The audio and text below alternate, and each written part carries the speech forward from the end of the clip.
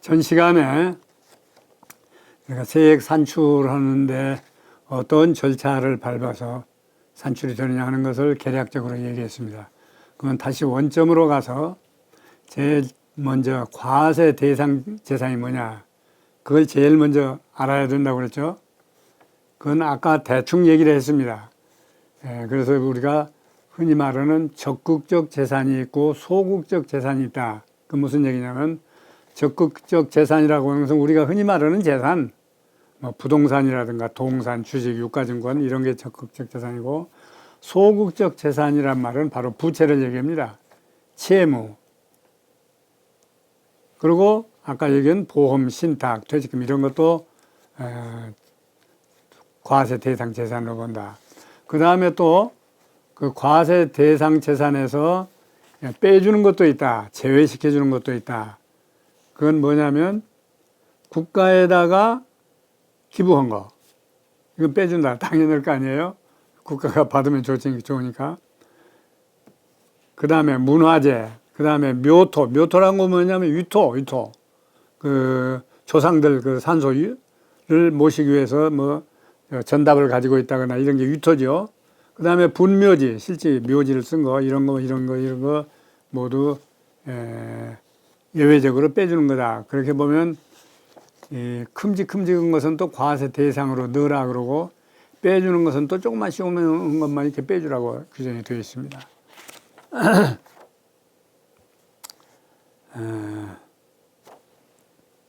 그 다음에 이제 두 번째 개념으로 우리가 과세 가액을 얘기했습니다. 과세 대상이 되는 재산을 무엇은 빼고 무엇은 넣고 해가지고 그것을 현금으로 평가를 해라. 그게 이제 과세 가액이다. 이런 얘기를 했습니다. 그래서 그 과세 재산에 포함시키는 거, 가산하는 거 어떤 거냐? 아까 대충 얘기를 했습니다. 그 재산을 처분을 했는데 그 처분은 재산이 어디로 갔느냐, 또는 채무 부담이 생겼는데 은행에서 돈을 가령 5억을 빌려왔는데 그 빌려온 돈은 또 어디로 갔느냐, 이걸 따진다고 그랬습니다. 몇 년까지 따진다고 그랬어요? 10년까지 이걸 따진다고 그랬습니다. 10년. 다만 그 금액이 그 20%도 안 된다. 전체 금액의 20%도 안 된다. 또는 금액으로 따져서 2억 원도 안 된다. 이것은 하지 말아라. 모른 채 해라. 그런 얘기입니다. 그 다음에 또 아까 얘기한 얘기, 입증 책임이 있는 금액. 1년 이내에 생긴 것은 얼마까지? 2억까지라고 그랬죠. 또 상속개시 2년 것도 합쳐봤더니 5억이 넘는다. 그러면 이것도 그 조사 대상이 된다. 또 하나는 상속 개시 전에 2년 내에 처분하는 것은 납세자가 입증 책임이 있지만은 상속 개시 2년 전에 처분하는 것은 과세관청이 책임이 있다. 그러니까 전체 기간 10년 중에 8년은 자기들이 책임을 지고 입증을 해야 되고, 나머지 2년, 가까운 2년은 납세자, 우리가 책임을 져야 된다. 입증 책임이 있다. 그런 얘기입니다. 그 다음에 또 하나 이제 사전에 증여를 이미 했더라도, 증여세까지 다 냈더라도 그것은 다시 상속재산에 합산해가지고 상속세로서 또 한 번 계산을 해라. 이것도 의문을 제기한 사람이 많이 있어요. 아니, 내가 증여세 냈는데 그럼 이중과세 아니야? 증여세 내고 또 상속세 내라고 하니까. 그런데 이중과세는 아닙니다. 왜냐하면 이제 상속재산에다 옛날에 증여한 것도 합치면 그 재산이 금액이 크지 않아요? 커지면 커진 것만큼 세율이 또 올라가요. 그러니까 처음에 증여세 낼 때는 내가 20%라고 했는데 상속재산에 합치고 보니까 30%에 해당이 돼요. 그러면 세율이 10% 올라갔죠? 그 10% 올라간 분에 대해서는 상속세를 추가로 내야 된다. 그래서 이런 원리를 도입한 겁니다. 그러니까 일종의 증여한 것과 상속한 걸 합쳐가지고 상속세로서 정산을 끝내는 거다. 이게 증여세 얘기입니다. 만일에 이런 제도가 없다면 어떻게 해요? 내가 죽을 무렵 가까워서 다 증여해버리죠. 증여세로만 내요. 그러면 상속재산으로 합치지를 않으면 다 낮은 세율로 세금을 낸단 말이죠. 가령 예를 들어서 아들, 딸 5에게 다 나눠줬다. 5분의 1씩. 그러면 그 증여받은 아들, 딸들은 합계해서 세금을 내는 게 아니고 자기가 받은 금액에 대해서만 거기에 해당 세율을 적용해서 세금을 냅니다. 그래서 세금이 싸죠. 그러니까 5 자녀들이 각각 20%씩 적용이 됐는데 금액이 작으니까 5을 합쳐놓고 보니까 40%에 해당된다, 세율이. 그러면 세율이 20% 올라버렸죠. 요 차액만큼 추가로 내라, 이런 얘기예요. 그러니까 사전에 증여를 사망하기 이전에 갑자기 정리했다. 이것은 별로 세금 그 절세 혜택이 없다. 이렇게 보시면 됩니다. 그 다음에 과세가액을 계산할 때 공제해 주는 것도 있다 그랬습니다. 아까 마이너스 해 주는 것도 있다. 어떤 거냐면 돌아가신 분이 평소에 내지 못하고 돌아가신 세금이라든가 공과금, 돌아가신 분이 이런 걸 다 내지 못하고 돌아가셨다 그러면 돌아가신 분의 채무 아닙니까? 세금 못 낸 거. 그러니까 이건 채무의 성격이기 때문에 공제해 주는 거예요. 특별한 혜택을 주는 게 아니고. 그 다음에 장례비도 공제해 줘요. 그러니까 장례를 아들, 딸이 아버지 장례를 치러준 것 같지만 사실은 죽은 사람 돈으로 장례까지 치르는 겁니다. 이게 세금에서 빼줘 가지고. 그 장례비가 500만 원 보통 빼줍니다. 무조건 500만 원. 그러면 1000만 원을 초과한 경우에는 어떠냐? 500만 원 더 빼줘요. 1000만 원까지. 그러려면 증거를 다 입증을 해야 됩니다.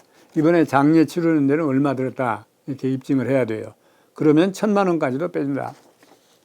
피상속인의 채무는 공제한다.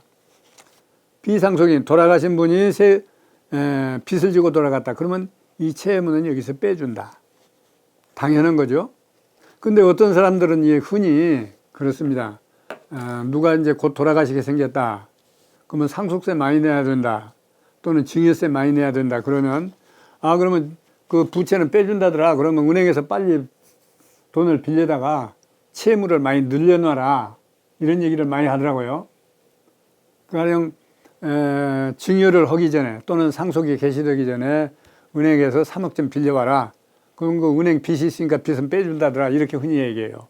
근데 그것은 그렇게 될 수가 없어요. 왜냐하면 은행에서 3억을 빌려왔으면 또 그 빌린 돈은 어디로 갔느냐를 추적한다고 그랬잖아요. 몇 년까지 추적을 해요? 10년까지 해요. 그러니까 빌려온 돈이 어디로 갔느냐도 추적하기 때문에 빌려왔다고 다 되는 게 아니라 가령 빌려온 돈을 여기저기 실제로 다 썼다. 그럴 때는 되죠. 그래서 요 점도 유념하시기 바랍니다. 그 다음에 공익법인에 출연한 거. 그런데 요새 보면 그 크게 공익법인에 증여한 사람들 많이 생기더라고요. 작년에 그 대덕전자 회장님이 서울대학교에 500억을 기증하고 가셨다. 현금으로. 그래서 신문에 아주 크게 났어요. 근데 그분은 그때만 기증한 게 아니고 평생 살아계실 때도 많이 기부를 해서 제가 짐작하는 1000억 이상 기부를 했는데 또 마지막에 돌아가실 때 남은 돈을 다 500억을 기부하고 가셨단 말이죠. 근데 대부분 또 이런 경우가 많이 있어요. 아버지가 기부를 한다고 말만 하고 그냥 기부 못한 채로 돌아가셨다. 그래서 아들이 세금으로 낼 테면 차라리 기부하고 싶다. 이런 사람들 많이 있어요. 그래서 과거에는 이게 안 됐어요. 사망일까지 기부를 끝내야만 이게 공제를 해주지 안 됐습니다. 그런데 중간에 세법을 고쳐가지고 그 상속이 개시되고 6개월 내에 상속인들이 공익법인을 얼른 하나 설립해가지고 그 공익법인에 집어넣었다.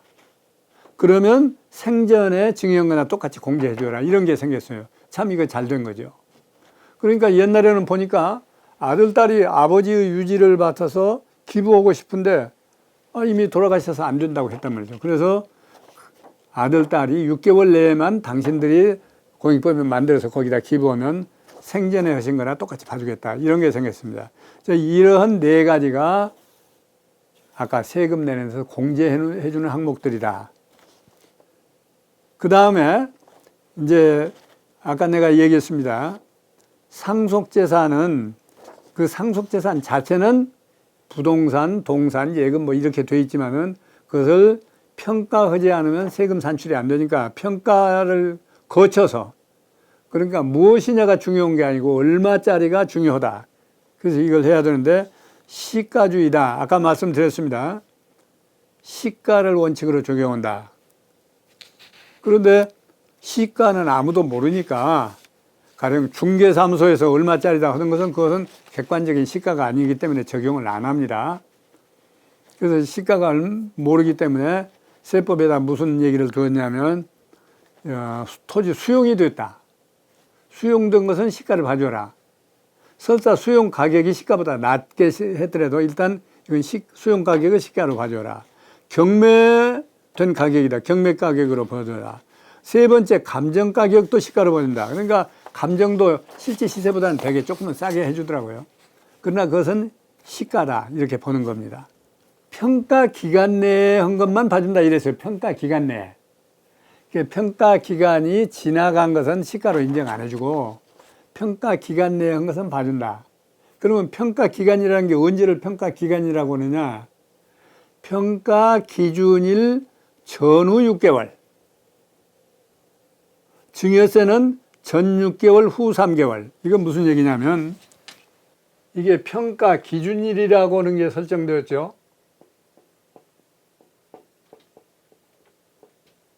평가 기준일. 어느 날을 기준해서 평가할 거냐. 이게 평가 기준일이죠. 이 평가 기준이 방금 어떻게 했어요? 상속재산은 평가 기준일이 평가 기준일로부터 전 6개월 또 후 6개월. 무슨 얘기냐면 평가 기준일이 사망일이란 말이죠. 상속의 경우에. 그러니까 사망일을 기준해서 평가하는 게 맞는데 다만 이 평가 기준으로부터 6개월 전 또는 6개월 후 6개월 요 1년 기간이 평가 기간이다 이런 거예요. 그러니까 이 1년이라는 기간 내에 감정한 것이 있다면 그것은 인정해 준다 이런 얘기입니다.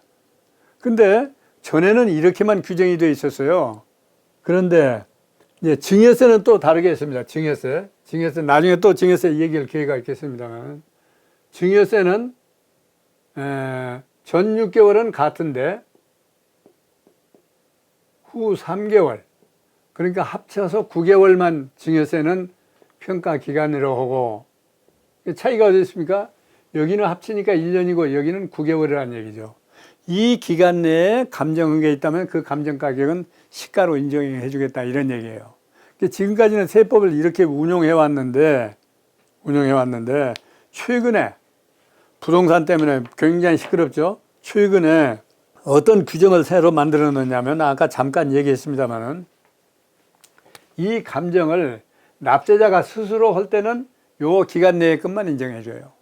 스스로 요 기간 내의 거 인정해 주는데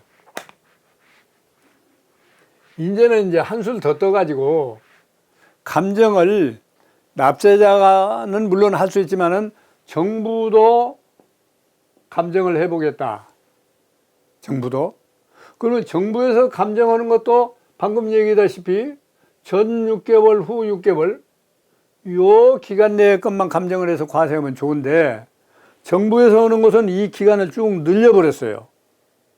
그래가지고 어떻게 했냐면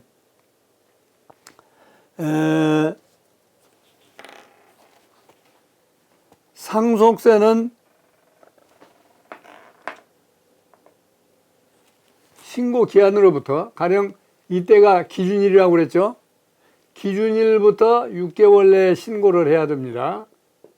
신고를 해야 돼요. 이 신고 기한으로부터 그러면 우리가 납세자가 신고를 하면 정부가 와서 이제 신고 내용을 가지고 조사 결정을 하죠. 잘했다 못했다 하죠. 이걸 결정기간이라고 그래요. 결정기간을 얼마를 주느냐? 9개월을 줘요. 9개월을. 요거보다도 3개월 더 줘서 이게 뭐냐면 결정기간이에요. 그러면 이때 6개월, 이때 9개월, 그러니까 얼마입니까? 전부 합쳐서 사망일로부터 15개월 내, 이때까지 것도 다 감정해서 과세하겠다, 이렇게 만들어버렸어요. 심지어는 요 다음에 좀 나옵니다만 복잡합니다만은 어떤 것은 거꾸로 올라가서 2년이나 이렇게 거꾸로 올라가 가지고 2년 내 것도 감정해서 과세할 수 있다, 이런 단서가 또 있어요. 특수한 경우에. 그래서 이게 지금 그 상속재산이 있는 사람들은 이게 상당히 신경 쓰이는 대목입니다. 왜냐하면 과거에는 이렇게 전 6개월, 후 6개월, 1년 거, 1년 것만 가지고 판단을 하더니 이제는 1년 거가 아니고 전 6개월은 말할 것도 없고, 요 기준으로부터 15개월이나 이렇게 늦춰가지고 신고할 때까지 6개월, 그 후에 자기들이 조사하는 기간 9개월을 합쳐서 15개월 것까지 늘려가지고 이 기간 내의 것도 다 감정 가격이 나오면 그 가격으로 과세하겠다, 이렇게 바뀌었어요. 그 대신 감정료는 정부가 부담한다, 이렇게 됐단 말이죠. 그래서 이게 지금 굉장히 신경 쓰이는 부분입니다. 그러니까 아마 특히 부동산을 가지고 계신 분, 뭐 예금이나 금융자산은 이거하고 상관없죠. 하신 분은 아빠 이것 때문에 고통을 당하신 분들도 많이 있을 겁니다. 그래서 이와 같이 감정을 해서 이 감정 가격을 뭘로 봐요? 과세 가액으로 본다.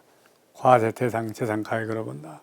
그러면 이런 것에 해당 안 되는, 그런 감정을 한 것도 아니고 공매 처분 받은 것도 아니고 무슨 수용된 것도 아니다. 아까 지금 시가로 본다고 하는 것들 있죠. 그런 것도 아닌 것은 어떻게 하느냐? 마지막에는 뭘로 한다고 그랬어요? 마지막에는 이제 기준시가로 한다. 기준시가. 근데 여기 이제 그 동안에 또 하나 이제 들어있는 게, 지금까지는 제가 설명한 것은 감정가액이죠, 주로.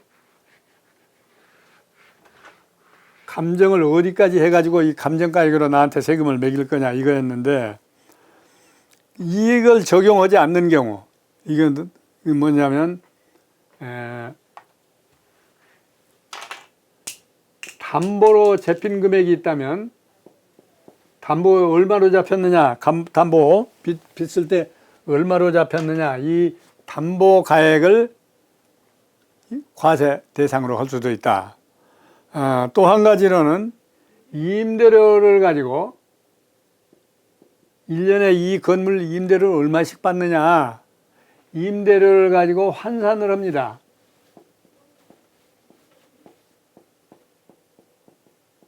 임대료를 1년에 얼마 받는 거 보니까 이건 얼마짜리다 될 것이다, 이렇게 환산을 해요.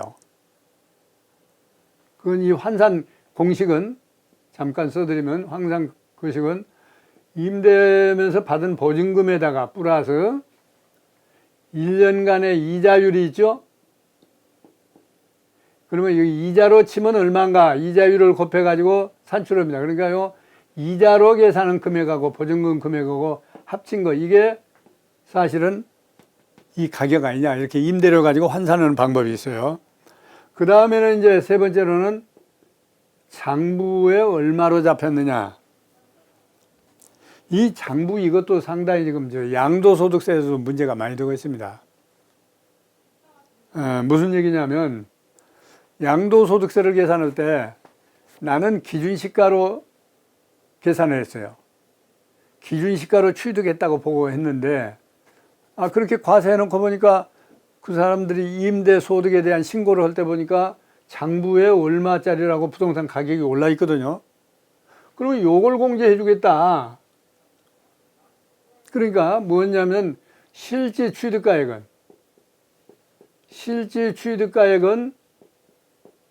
예를 들어서 1억인데 장부에 보니까 장부에는 5천만 원이라고 올라 있더라.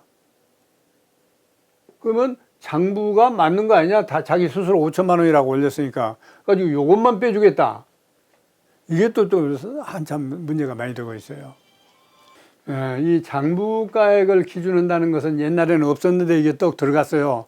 이런 문제가 발생하고 보니까 장부가액 기준해야 되겠다고 정부에서 이걸 장부가액을 넣었단 말이죠. 그래서 이제 이 손해본 사람들이 많이 있습니다. 그런데 옛날에는 이 장부라고 하는 게 좀 미안한 얘기를 하냐면 엉터리로도 많이 했거든요. 그래서 이제 와가지고 이거 장부가액 엉터리인데 하고 주장을 하는데 그러면 엉터리라고 하는 걸 내가 입증을 하라. 또 관청에서는 이러거든요. 심지어 어떤 분이 굉장히 큰 건물을 양도를 했어요. 제가 자문을 해주는 회사인데 했는데 아까 얘기한 이렇게 환산을 했더니 상당히 나왔어요. 그래서 취득가액을 상당히 많이 뺐는데 우연히 그 장부에 얼마로 적혀 있는데 그거밖에 못 빼주겠다 이렇게 됐단 말이죠. 그래서 이제 그러면 장부가 엉터리라고 하는 걸 나더러 입증하라 그런 얘기예요. 그래서 입증을 했어요. 어떻게 했냐면 실제 이 건물 취득 당시에 보니까 이 장부에 뭘 올렸느냐, 기준시가를 평가해 가지고 이걸 장부에다 올렸더라. 그럼 기준시가라는 건 실제 취득가액이 아니지 않느냐 해가지고 이게 받아들여졌어요. 마침 상당히 오래전입니다만. 그래서 이것이 안 받아들였더라면 만약에 관청에서 이걸 무시하고 안 받아줬으면 어떻게 하느냐, 세금이 얼마로 추징이 되느냐, 50억이 추징이 된다고요. 50억. 그래서 내가 이걸 이렇게 이겨가지고 50억 벌어들였어요. 제1교포입니다. 일본 교포. 이 50억을 벌었어요. 그런데 50억을 이렇게 잘 처리해주고도 나는 한 푼도 달라고 안 했어요. 왜냐하면 그 회사가 매월 저한테 고문료를 300만 원씩 줬어요. 그래서 내가 이런 때 한번 보답을 해야지 하고 청구를 안 했어요. 이 친구들한테 이 얘기를 하니까 친구들은 조금 받아야지 무슨 얘기냐, 50억이나 취소해 줬는데 그런 얘기를 하고 웃었습니다. 근데 그 제1교포가 이제 나이도 먹고 오니까 한국에 안 들어와요. 아들만 여기 있고. 근데 그 아들놈이 나하고 인연을 딱 끊어버려요. 아버지가 안 들어오니까. 세상 무정해요. 그래서 나중에 생각하니까 그럴 줄 알았으면 그때 50억에 대한 10%만 내놔라 할 건데 말이죠. 그런 우스운 얘기도 했습니다. 그래서 이 장부가액도 그렇게 평가액이 될 수 있다. 이제 최종적으로 남은 건 뭡니까? 최종적으로 남은 기준시가.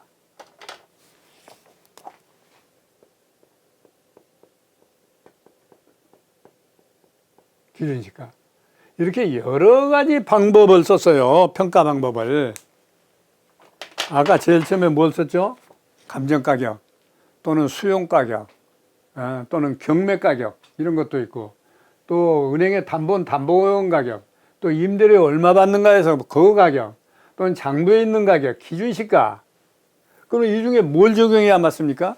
여러 가지 평가 방법을 여기다 써놨는데 뭘 적용해야 돼요? 말할 것도 없이 공무원들은 이 중에 제일 높은 걸 적용합니다. 제일 높은 거. 그래서 이게 평가에서 굉장한 세금이 왔다 갔다 합니다. 그 다음에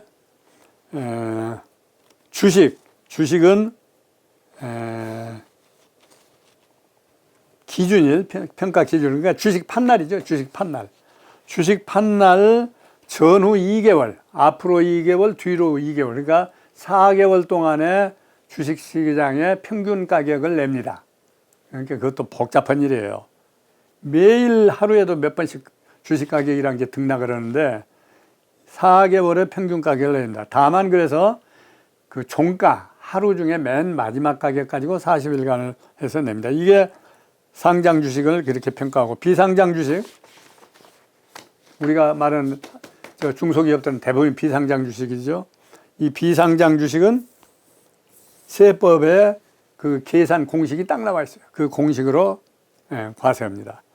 다만 이제 요새 최근에 이제 문제가 되었던 걸 한 가지 말씀드리면, 대주주는 세금을 똑같이 매긴 게 아니라 거기다 몇 %를 더 얹어서 먹이거든요. 대주주. 근데 과거에는 어떻게 했냐면 대주주는 30%를 더 먹여버렸어요. 30%. 그러다가 요새는 얼마냐? 20%를 더 붙여라. 평가를. 그러니까 똑같은 주식인데, 똑같은 회사의 주식인데, 대주주 아닌 내가 팔 때는 실제 판 가격으로 매기는데, 대주주가 팔면 그 판 가격에다 20%를 더 매겨서 이게 시가다. 이렇게 해서 매긴단 말이죠. 그러면 대주주가 어떤 사람이 대주주냐? 대주주? 그래서 지금까지는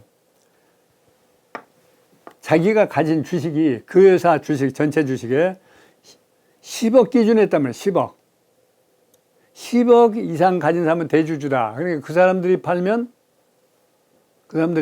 이것은 대주주가 판 것이니까 세금을 20%더 매긴다. 평가를 20%더 한다. 이랬어요. 그러다가 요새 신문에 한참 시끄러웠습니다. 그런데 내년 2021년부터는 3억 이상짜리 다 대주주로 보겠다. 이렇게 고쳤거든요. 그러면 어디 가는 사람 다 걸리죠? 더군다나 한 차례가 아니고 1년에. 그래서 이제 그것 때문에 시끄러웠는데 이제 많은 주주들이 그러면 안 된다. 이제 막 소위 개미들이 운동을 벌여가지고 그 3억을 기준으로 했던 걸 없애버렸어요. 그러니까 여전히 10억 이상의 주식을 판 사람, 이 사람만 20%를 더 가산하자. 이렇게 바꿨습니다. 제가 주식을 가진 사람들만 관심을 갖는 게 보통인데 하여튼 이것도 그 과세. 그래서 아까 최초에 얘기를 했죠. 이건희 회장 같은 분도 우리가 일반적으로 본다면 만일에 이분이 대주주가 아니면 지배주주가 아니라면 50%만 내야 되는데 평가액에 대주주이기 때문에 거기다 20% 더 얹어낸다. 평가를 더 높인다. 그러니까 10억짜리로 20억짜리로 보니까 결국 추가로 늘어난 부분, 10억에 늘어난 부분에 대한 50%를 하니까 10%가 결국 더 매겨서 이 사람은 50%를 내는 게 아니고 60%를 낸다.